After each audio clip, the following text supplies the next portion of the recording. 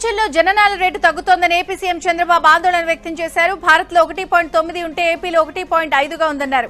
కొన్ని దేశాల్లో 1 కంటే తక్కువకు పడిపోయాయని సీఎం గుర్తు చేశారు. ప్రపంచ జనాభా దినోత్సవం సందర్భంగా విజయవాడలో ఏర్పాటు చేసిన సమావేశంలో సీఎం పాల్గొన్నారు. జనాభా తగ్గడంతో భవిష్యత్తులో చాలా సమస్యలు వస్తాయని, ఉమ్మడి కుటుంబాలు కనుమరుగై మైక్రో ఫ్యామిలీలు వచ్చాయన్నారు. ఎన్ని మిషన్స్ రోబోలు వచ్చినా మనుషులు లేకపోతే ఏమీ చేయలేమన్నారు. రాజమండ్రిలో గోదావరి పుష్కరాల పనులు ప్రారంభమయ్యాయని, భక్తులకు ఎలాంటి ఇబ్బందులు లేకుండా ఏర్పాట్లు జరుగుతున్నాయని మంత్రి నారాయణ తెలిపారు. పుష్కరాలను ప్రతిష్టాత్మకంగా నిర్వహించాలని సీఎం చంద్రబాబు నిర్ణయించారని, ఇప్పటికే పలుమార్లు పుష్కరాలపై సీఎం అత్యున్నత స్థాయి సమావేశాలు నిర్వహించారని చెప్పారు. గోదావరి పుష్కరాలకు కేంద్రం నుంచి కూడా నిధులు తీసుకొస్తామని మంత్రి నారాయణ తెలిపారు. గోదావరి పుష్కర పనులను మంత్రి కందుల దుర్గేష్తో కలిసి మంత్రి నారాయణ పరిశీలించారు. పూర్తి స్వదేశీ పరిజ్ఞానంతో నిర్మించిన నీలగిరి శ్రేణి నౌక ఐఎన్ఎస్ మహేంద్రగిరి భారత నౌకాదళంలో చేరింది. కేంద్ర రక్షణ మంత్రి రాజ్నాథ్ సింగ్ విశాఖలో నౌకాదళంలోకి కమిషనింగ్ చేశారు. విశాఖ నేవల్ డాక్ యార్డ్ లో జరిగిన కార్యక్రమంలో రాజ్నాథ్ సింగ్ ఐఎన్ఎస్ మహేంద్రగిరిని జాతికి అంకితం చేశారు. ఐఎన్ఎస్ మహేంద్రగిరితో ఇండో పసిఫిక్ ప్రాంత భద్రతా వ్యవస్థ మరింత బలోపేతమవుతుందని, దేశానికి నౌకాదళానికి మహేంద్రగిరి నౌక గర్వకారణమని రాజ్నాథ్ సింగ్ కొనియాడారు. AP deputy CM Pawan Kalyan కు ముంబైలో శస్త్రచికిత్స చేశారు. 2 భుజాలకు రొటేటర్ కఫ్ ఇంజరీస్ కావడంతో కుడి భుజానికి సంబంధించి ఆపరేషన్ పూర్తయింది. ఎడమ భుజానికి 2 నెలల వ్యవధిలో మరో శస్త్రచికిత్స చేయనున్నారు. ప్రస్తుతం పవన్ కళ్యాణ్ వైద్యుల పర్యవేక్షణలో ఉన్నారు. కృష్ణా జిల్లా బాపులపాడు మండలం రంగన్నగూడెం గ్రామ సమీపంలో గోదావరి జలాలకు జలహారతి ఇచ్చారు. రాష్ట్ర సాగునీటి సంఘాల సమైక్య వినియోగదారుల అధ్యక్షుడు ఆళ్ల గోపాలకృష్ణ ఆధ్వర్యంలో రైతులు, మహిళలతో కలిసి పోలవరం కాలువకు జలహారతి ఇచ్చారు. జలహారతితో గోదావరి తల్లికి స్వాగతం పలికామని ఆళ్ల గోపాలకృష్ణ తెలిపారు. జూలై మొదటి వారంలోనే రైతులకు మొదటి తడిగా ఇచ్చేందుకు ఈ జలాలు ఉపయోగపడతాయన్నారు. రాష్ట్రంలో జరుగుతున్న అభివృద్ధిని చూడలేక వైసీపీ నాయకులు కుల మతాల మధ్య చిచ్చులు పెడుతున్నారని ఎమ్మెల్యే మద్దిపాటి వెంకటరాజు విమర్శించారు. వైసీపీ శ్రేణుల అరాచకాలు మానుకోకపోతే తీవ్ర పరిణామాలుంటాయని హెచ్చరించారు. తూర్పుగోదావరి జిల్లా నల్లజర్ల మండలం పోతవరం నుంచి ద్వారకా తిరుమల మండలం జీ కొత్తపల్లి వరకు 10 కోట్ల వ్యయంతో నిర్మించిన సిమెంట్ రహదారులను ఎంపీ పురంధేశ్వరి, ఎమ్మెల్యే మద్దిపాటి వెంకటరాజు కలిసి ప్రారంభించారు. అనంతరం చాదరసికుంట గ్రామంలో ఎన్టీఆర్ విగ్రహాన్ని ఆవిష్కరించారు. అహోబిలం సీఈఓ పార్థసారథి సస్పెండ్ అయిన తర్వాత దేవుడికి సమర్పించిన తలనీలా రాత్రికి రాత్రి ఎలా తరలించారని ఎమ్మెల్యే అఖిలప్రియ ప్రశ్నించారు.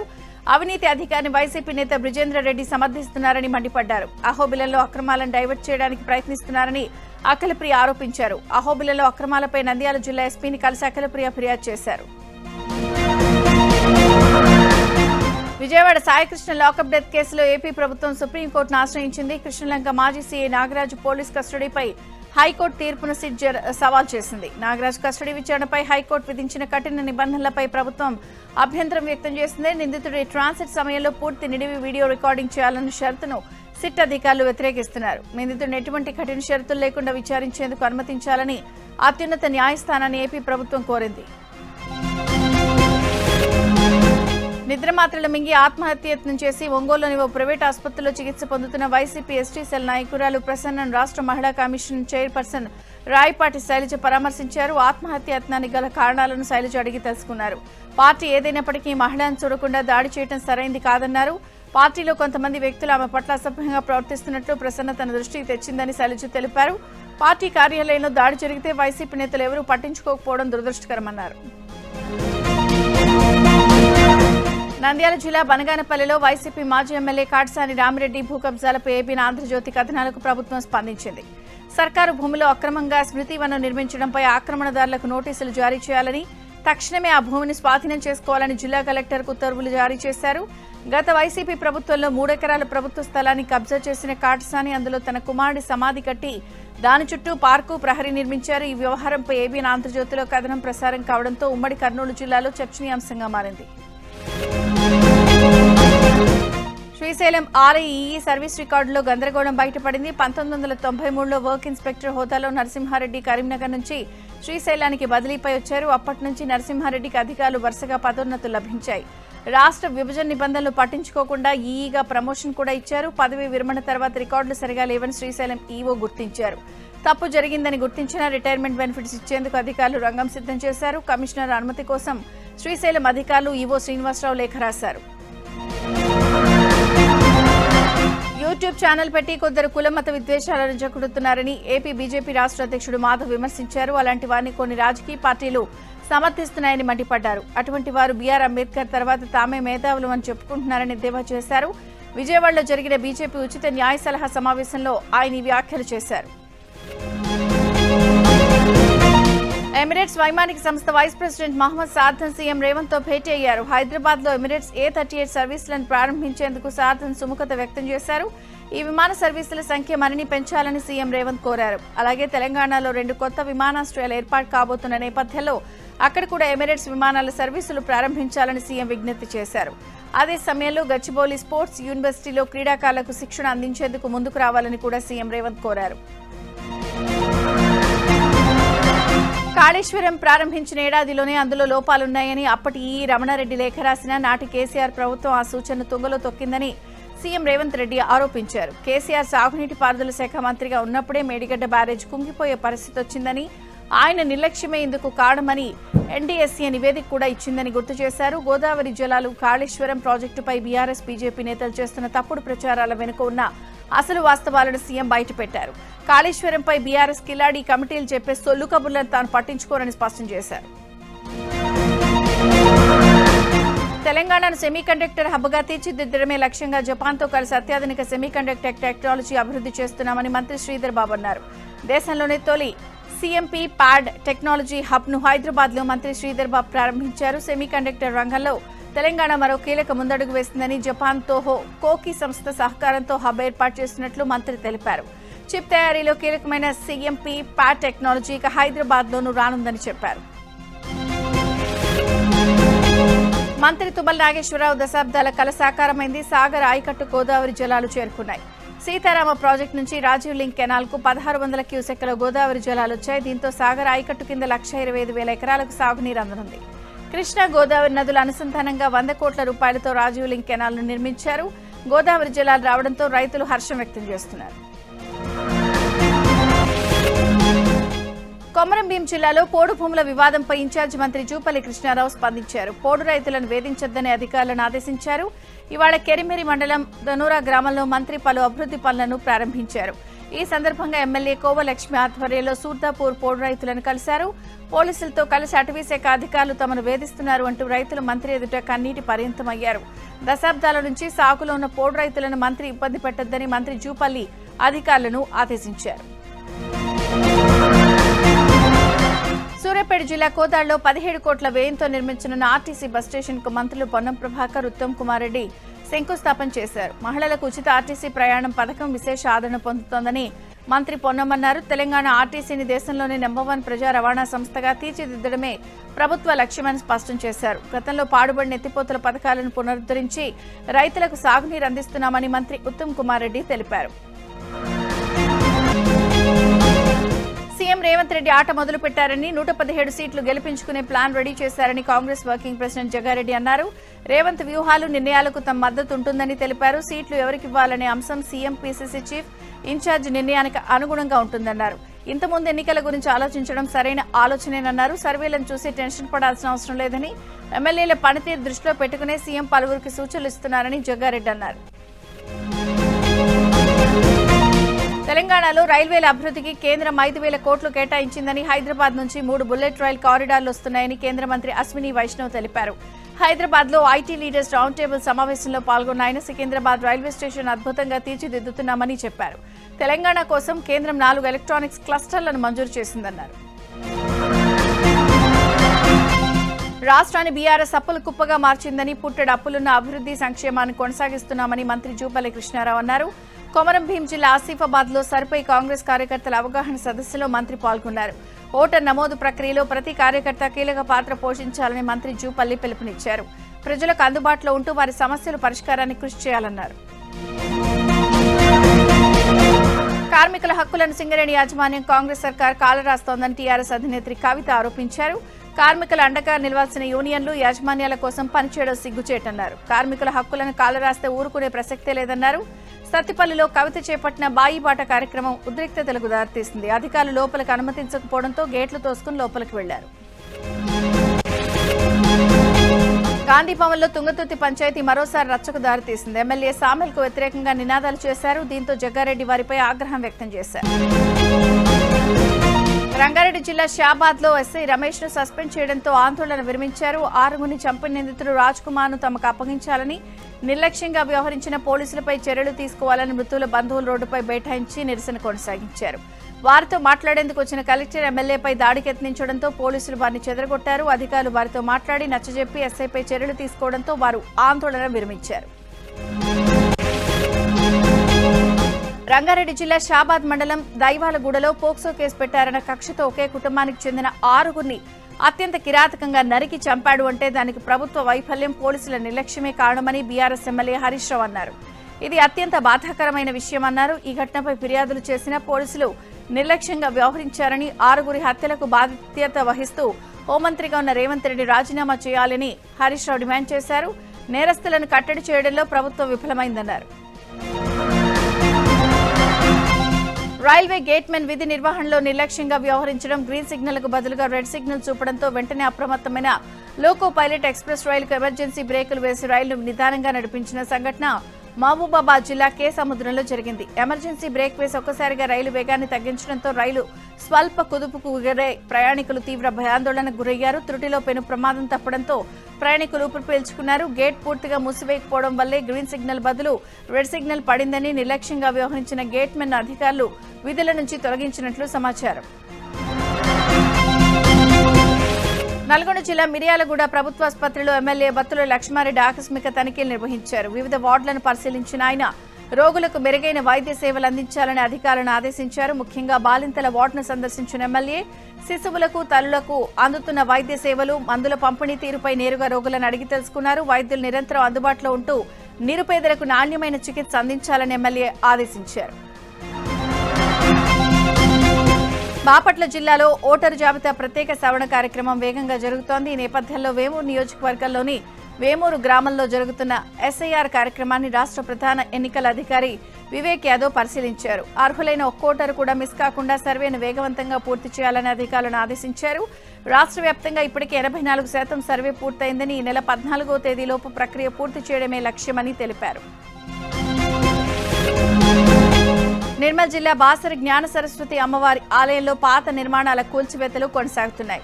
పునర్నిర్మాణ మాస్టర్ ప్లాన్లో భాగంగా ఆలయంలోని పాత రాజగోపురంతో పాటు గర్భాలయానికి 2 వైపులా ఉన్న మండపాలు, వంటశాలను కూల్చేశారు. ఆగమ శాస్త్రంలో నియమాల ప్రకారం కూల్చివేతలు ప్రణాళికాబద్ధంగా సాగుతున్నాయి. కూల్చివేతల నేపథ్యంలో అమ్మవారి దర్శనానికి వచ్చే భక్తులకు ఎలాంటి ఆటంకం లేకుండా అధికారులు ప్రత్యామ్నాయ ఏర్పాట్లు చేశారు. గంగమ్మ తల్లి స్థల విషయంలో ప్రోటోకాల్ రగడరేగింది. మాజీ సర్పంచ్, ప్రస్తుత సర్పంచ్ మధ్య మాటల యుద్ధం జరిగింది. నాగర్ కర్నూలు జిల్లా కొల్లాపూర్ మండలం సింగోటం గ్రామంలో మంత్రి జూపల్లి కృష్ణారావు గంగమ్మ స్థల పరిశీలనలో భాగంగా ప్రస్తుత సర్పంచ్ ఆదిరాల యాదన్న గౌడ్ను పిలవకపోవడంపై వివాదం చెలరేగింది. 2 రోజుల క్రితం గంగమ్మ తల్లి ఆలయానికి భూమి పూజ నిర్వహించారు. అన్ని వ్యవహారాల్లో మాజీ సర్పంచ్ జోక్యం తగదు అని సర్పంచ్ ఆగ్రహం వ్యక్తం చేస్తున్నారు. భద్రాద్రి కొత్తగూడెం జిల్లా దమ్మపేట మండలంలో రెవెన్యూ వ్యవస్థలోని అక్రమాలు వెలుగులోకి వచ్చాయి. బతికుండగానే ఓ వృద్ధ రైతును చనిపోయినట్లు రికార్డుల్లో నమోదు చేసి నకిలీ డాక్యుమెంట్లతో 5 ఎకరాల అసైన్డ్ భూమిని నామా సత్యనారాయణ అనే వ్యక్తి కబ్జా చేశాడు. దమ్మపేట మండలం పెద్దగొల్లగూడెం గ్రామానికి చెందిన వృద్ధ రైతు మళ్ల సత్యం కొన్నేళ్లుగా సాగు చేసుకుంటున్న 5 ఎకరాల భూమి అక్రమ బదలాయింపులకు గురైంది. రెవెన్యూ అధికారులు సైతం భూ కబ్జాదారులకు సహకరించారని స్థానికులు ఆరోపిస్తున్నారు. బాధిత రైతుకు న్యాయం చేయాలని డిమాండ్ చేస్తున్నారు. కూలిపోయిన పాఠశాలకు నూతన భవనాన్ని నిర్మించాలని డిమాండ్ చేస్తూ నాగర్ కర్నూలు జిల్లా కొల్లాపూర్లో విద్యార్థులు రోడ్డెక్కారు. నార్లాపూర్లోని ప్రాథమిక పాఠశాల గేటుకు తాళం వేసి ఉపాధ్యాయులను విద్యార్థుల తల్లిదండ్రులు, గ్రామస్తులు అడ్డుకున్నారు. పాఠశాలకు నూతన భవనం నిర్మించాలని డిమాండ్ చేస్తూ పాఠశాల గేట్ ఎదుట కూర్చుని ఆందోళన చేపట్టారు. 90 ఏళ్ల నాటి పాఠశాల శిథిలావస్థకు చేరడంతో నిన్న తరగతి గది పైకప్పు విద్యార్థులు ఉన్నప్పుడే కూలిందని తల్లిదండ్రులు ఆవేదన వ్యక్తం చేశారు. వెంటనే పాఠశాల భవనం నిర్మించాలని డిమాండ్ చేశారు.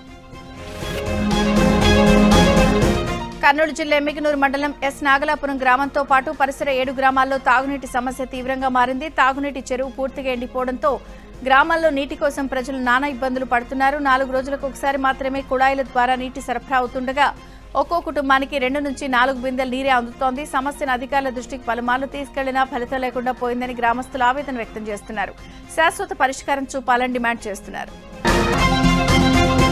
అనంతపురం జిల్లా ఉరవకొండ ఆర్డబ్ల్యూఎస్ కార్యాలయంలో నీటి సంపులో తన తల్లి లక్ష్మీదేవి దూకేసిందంటూ హర్నాథ్ అనే యువకుడు హల్చల్ చేశాడు. సమాచారం అందుకున్న పోలీసులు, ఫైర్ సిబ్బంది 2 గంటల పాటు గాలించినా ఫలితం లేకుండా పోయింది. అనుమానంతో పోలీసులు వారి సొంత ఊరైన పెదబడుగూరుకు ఫోన్ చేయగా లక్ష్మీదేవి అక్కడే సురక్షితంగా ఉన్నట్లు తేలింది. వీడియో కాల్ ద్వారా తల్లిని చూపించి వారం రోజులుగా మానసిక స్థితి సరిగా లేని ఆ యువకుని పోలీసులు స్టేషన్కు తరలించారు. బీజేపీ ఎండోమెంట్ సెల్ తెలంగాణ రాష్ట్ర కమిటీకి ముఖ్య సలహాదారుగా ఎంపిక కావడం సంతోషంగా ఉందని శ్రీ చాముండేశ్వరి అనుగ్రహ పీఠాధిపతి శ్రీకృష్ణ చాముండేశ్వర మహర్షి అన్నారు. శ్రీనగర్ కాలనీలోని శ్రీ చాముండేశ్వరి అనుగ్రహ పీఠంలో తన పుట్టినరోజున ఆధ్యాత్మిక, సామాజిక సేవ చేయడానికి మంచి అవకాశం లభించిందన్నారు. తనకి అవకాశం కల్పించిన బీజేపీ రాష్ట్ర అధ్యక్షులు రామచంద్రరావుకు కృతజ్ఞతలు తెలిపారు. ఈ సందర్భంగా అనాథ శరణాలయాలకు, వృద్ధులు, మహిళలకు చీరలు, దుప్పట్లు, అన్నప్రసాదం అందించామని మహర్షి తెలిపారు.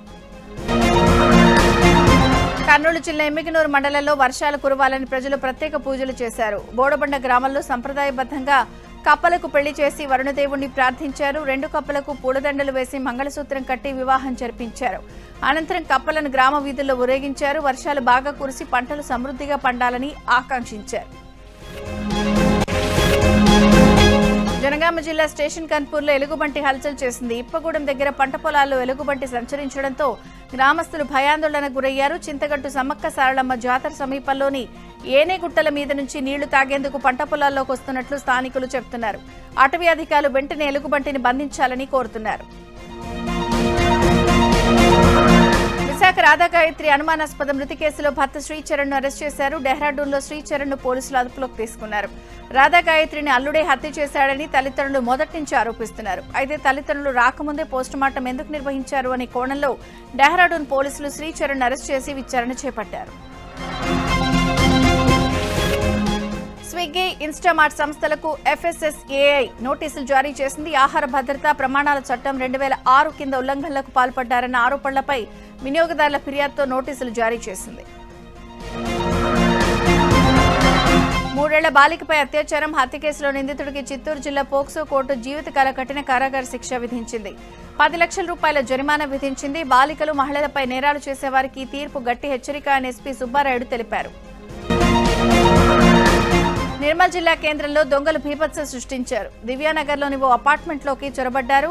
ఇంట్లోని వారికి కత్తులతో బెదిరించి బంగారు, వెండి ఆభరణాలను దోచుకెళ్లారు. దొంగల చోరీ దృశ్యాలు సీసీ కెమెరాలు నిక్షిప్తమయ్యాయి. పోలీసులు కేసు నమోదు చేసి దర్యాప్తు చేస్తున్నారు. నిజామాబాద్ జిల్లా ఆర్మూర్లో దొంగలు బీభత్సం సృష్టించారు. వ్యాన్లో వచ్చిన 4 దొంగలు మెడికల్ షాపులో చొరబడ్డారు. షాప్ షట్టర్ తొలగించి క్యాష్ కౌంటర్లో ₹1,00,000 ఎత్తుకెళ్లారు. చోరీ దృశ్యాలు సీసీ ఫుటేజ్లో రికార్డు. భారత్, న్యూజిలాండ్ సంబంధాలు కొత్త శకల్లోకి ప్రవేశించాయని ప్రధాని మోదీ అన్నారు. 2 దేశాలు సహజ భాగస్వాములని అన్నారు. ఫ్రీ ట్రేడ్ అగ్రిమెంట్ FTA కోసం న్యూజిలాండ్ ఏకమైన తీరు అద్భుతం అంటూ ప్రధాని కొనియాడారు. ఆక్లాండ్లో జరిగిన ద్వైపాక్షిక చర్చల్లో న్యూజిలాండ్ ప్రధాని లక్సన్తో కలిసి మోదీ పాల్గొన్నారు. అనంతరం ఆక్లాండ్లో జరిగిన వ్యాపార, క్రీడా భాగస్వామి కార్యక్రమంలో ప్రధాని మోదీ ప్రసంగించారు. భారత్, న్యూజిలాండ్ సంబంధాలను వ్యూహాత్మక భాగస్వామ్యం అనే బలమైన బంధంతో ముడిపెడతామన్నారు. తాను భారతదేశానికి గొప్ప అభిమానిని న్యూజిలాండ్ ప్రధాని లక్సన్ అన్నారు. 20 ఏళ్ల వయసులో తాను మొదటిసారి భారత్కు వెళ్లానన్నారు. ప్రధాని మోదీ నాయకత్వంలో 25 కోట్ల మంది ప్రజలు పేదరికం నుంచి బయటపడటం తనకెంతో ఆసక్తికరంగా అనిపిస్తుందని ప్రశంసించారు. అనేకసార్లు భారతదేశాన్ని సందర్శించిన వ్యక్తిగా ఇది తనకెంతో స్ఫూర్తిదాయకంగా అనిపిస్తుందన్నారు. న్యూజిలాండ్లోని ప్రవాస భారతీయులతో ప్రధాని మోదీ భేటీ అయ్యారు. ఆక్లాండ్లో ప్రవాస భారతీయులతో ఏర్పాటు చేసిన ప్రత్యేక సమావేశంలో మోదీతో పాటు న్యూజిలాండ్ ప్రధాని లక్సన్ హాజరయ్యారు. ప్రధాని మోదీకి ప్రవాస భారతీయులు ఘన స్వాగతం పలికారు. సమావేశ మందిరం మోదీ నామస్మరణతో మారుమోగింది. భారత్, న్యూజిలాండ్ మధ్య స్నేహబంధానికి నిదర్శనంగా ప్రదర్శించిన ప్రత్యేక వీడియో ఆహుతులను అలరించింది. ప్రవాస భారతీయులతో సమావేశంలో మోదీ భావోద్వేగంగా ప్రసంగించారు. 25 నుంచి 30 ఏళ్ల నాటి మఫ్లర్తో వచ్చిన ప్రధాని మోదీ తనకు న్యూజిలాండ్ వాసి ఇచ్చిన బహుమతిని గుర్తు చేసుకున్నారు. 30 ఏళ్ల క్రితం న్యూజిలాండ్ వచ్చినప్పుడు ఓ న్యూజిలాండ్ వాసి తనకు మఫ్లర్, టోపీ, గ్లౌజులు ఇచ్చారన్నారు. ఆ మఫ్లర్ లాగానే మీ ప్రేమను కూడా కాపాడుకుంటున్నాను అంటూ తెలిపారు. మైసూరు దసరా ఉత్సవాల నిర్వహణపై కర్ణాటక సీఎం డీకే శివకుమార్ సమీక్ష సమావేశం నిర్వహించారు. 11 రోజుల పాటు అత్యంత ఘనంగా దసరా ఉత్సవాలు నిర్వహించనున్నట్లు డీకే శివకుమార్ ప్రకటించారు. కొత్త ఆకర్షణలు, అంతర్జాతీయ స్థాయి సాంస్కృతిక కార్యక్రమాలతో నాడహబ్బా దసరా నిర్వహించనున్నట్లు తెలిపారు. ఆగస్టు 26న ఉదయం గజపూజతో దసరా కార్యక్రమాలు ప్రారంభం కానున్నాయి. పోలీస్ శాఖను ఆధునీకరించేందుకు కర్ణాటక ప్రభుత్వం ముందడుగు వేసింది. రాష్ట్రంలోని జిల్లా పోలీసు యూనిట్లకు 32 అత్యాధునిక మొబైల్ ఫోరెన్సిక్ వ్యాన్లు, 75 బొలెరో వాహనాలను సీఎం డీకే శివకుమార్ ప్రారంభించారు. శాంతి భద్రతల పరిరక్షణలో పోలీస్ పాత్ర ఎంతో కీలకమని కొనియాడారు. డ్రగ్స్ ముఠాలపై విజయవంతంగా ఆపరేషన్లు చేపట్టి పోలీసు అధికారులకు 10 లక్షల బహుమతిని ప్రకటించారు. ఒడిశాలో ఏటీఎంను దొంగలెత్తుకెళ్లారు. బాలాసోర్ జిల్లా తురిగడియా మార్కెట్ సమీపంలోని ఏటీఎంను థార్ కారు కట్టి లాక్కెళ్లారు. కొద్ది దూరం ఏటీఎం లాక్కెళ్లి ఆ తర్వాత అందులో నగదును దోచుకుని పరారయ్యారు. చోరీ దృశ్యాలు సీసీ కెమెరాలో రికార్డయ్యాయి. నిందితుల కోసం పోలీసులు గాలిస్తున్నారు.